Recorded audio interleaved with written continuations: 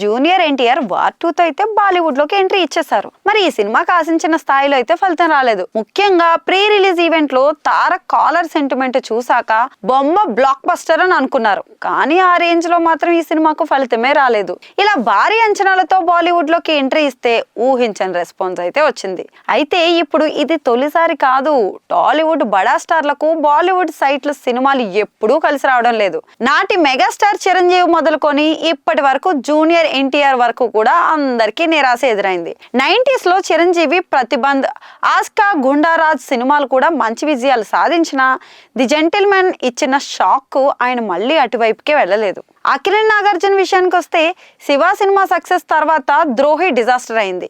ఇక దీంతో నాగార్జున మళ్ళీ కూడా బీ టౌన్ పై సీరియస్ ఫోకస్ అయితే పెట్టలేదు. తక్దీర్ వాలా కూడా తేడా కొట్టింది. దీంతో వెంకటేష్ తెలుగుకే పరిమితం అయిపోయారు. ఇలా టాలీవుడ్ టాప్ 4 బడా హీరోల్లో నందమూరి బాలకృష్ణ తప్పితే మిగతా ముగ్గురు కూడా హిందీలో వైఫల్యాలే ఎదుర్కొన్నారు. ఇక ప్రెసెంట్ యంగ్ జనరేషన్ లో రామ్ చరణ్, ప్రభాస్ ఇద్దరు బాలీవుడ్ కి వెళ్లి కంగుతిన్నారు. చెర్రీ జంజార్ తో ఫెయిల్ అవ్వగా ప్రభాస్ ఆదిపురుష్ సినిమాతో భంగపడ్డాడు. ఇప్పుడు తాజాగా వార్ 2తో తారక్ కూడా ప్రయత్నం చేశారు. కానీ అది మిస్ ఫైర్ అయింది.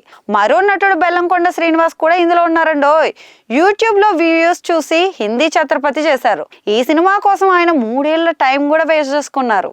పోనీ అదైనా హిట్ అయిందా అంటే లేదు.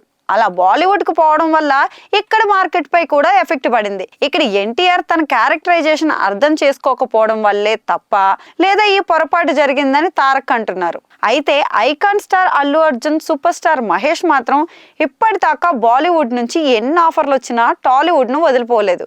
ఇన్నేళ్లకు ప్రస్తుతం బన్నీ తమిళ డైరెక్టర్ అట్లీతో అయితే సినిమా చేస్తున్నాడు.